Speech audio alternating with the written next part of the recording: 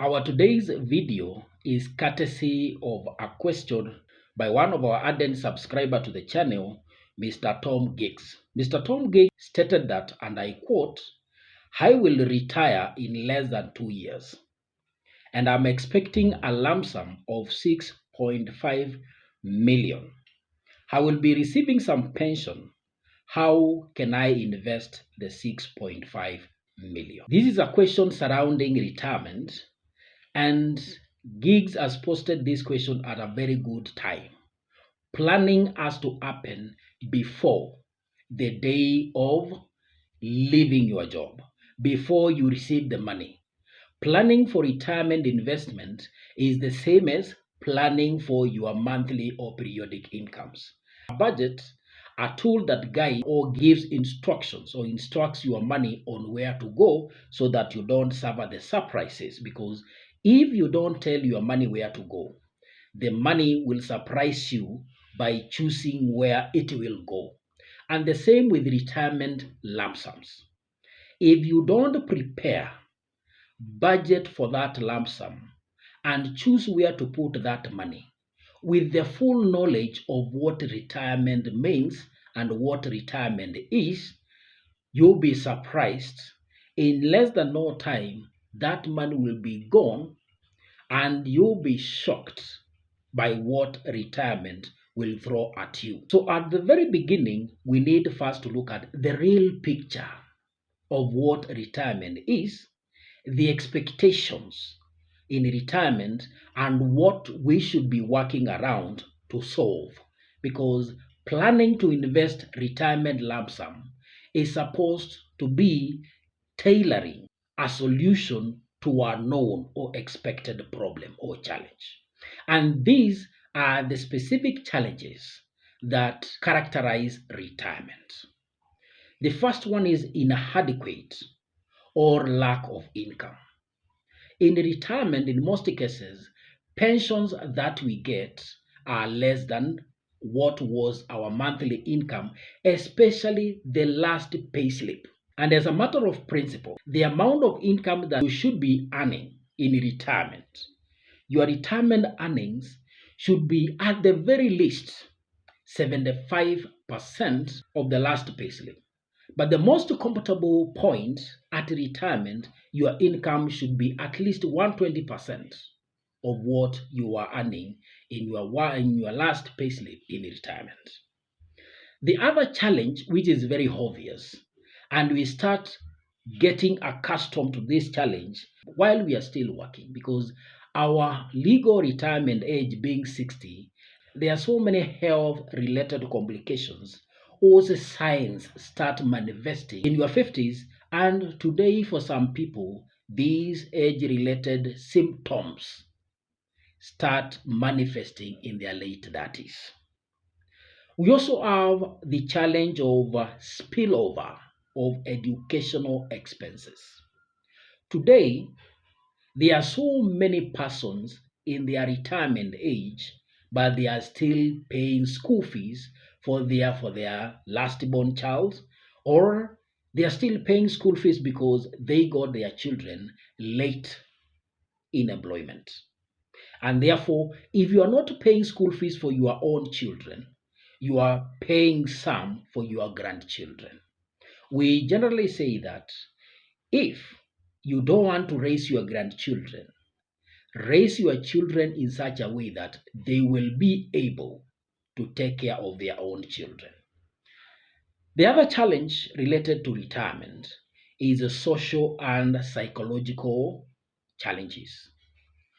You have lost your friends that you have built over the years while working.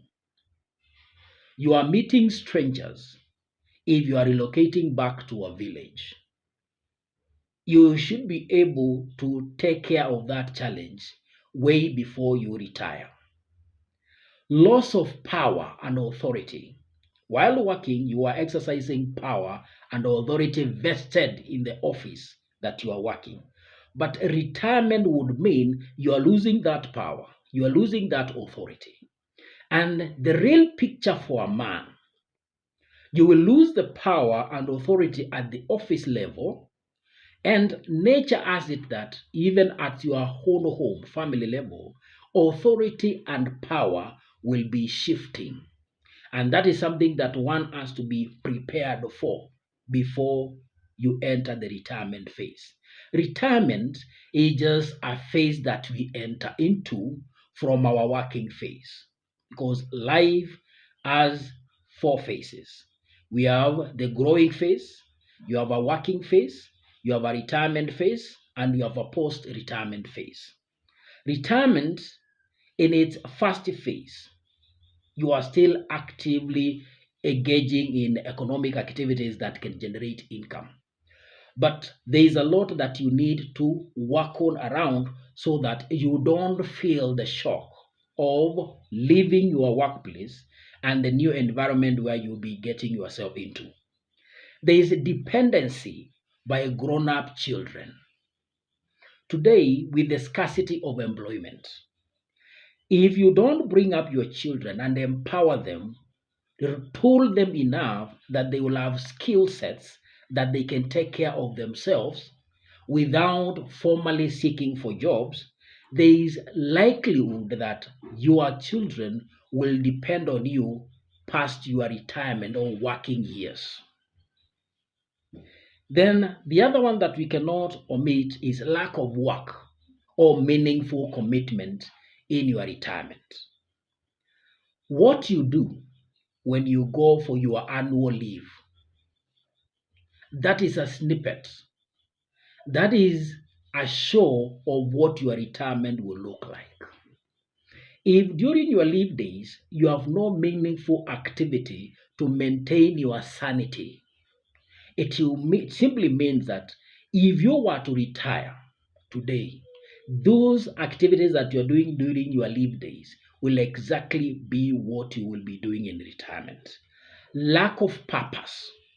By the time you retire, you should have established your purpose, what you need to work for in that time, because retirement need not just be you are leaving your active work because of attaining a specified legal age, but you are switching from doing a job to doing your work, which is your purpose. Then the last and important challenge in retirement is the risk of longevity. Most people do not factor in the problem posed by longevity. It is important to recalculate or look at the picture of what your retirement would look like in terms of the number of years that you expect to live. If you come from a bloodline where people live into their 90s, 100 years, there is a possibility that you are living a longer life in retirement than the number of years that you took in your working phase. You get your first meaningful job in your 30s, meaning that you will work for 30 years, then retire. But because your bloodline, you live for 90 years, 900 years, you're going to live for longer than you lived during your working life. And therefore, the assets that you amassed during your working life should be enough to take care of that. So that is a general picture of what retirement would look like. In summary, these challenges will be coming in form of expenses. And therefore, we should plan our investment or allocation of these 6.5 million that Tom Giggs is talking about. We allocate this money to different financial and non-financial assets, looking or purposely to generate streams of income that will be enough or will be targeting to take care of all these challenges in the order that we expect them to come. We have expenses that will be related to daily life. We'll have expenses that will be related to monthly bills. We have others that will be suitable to be planned for on quarterly basis.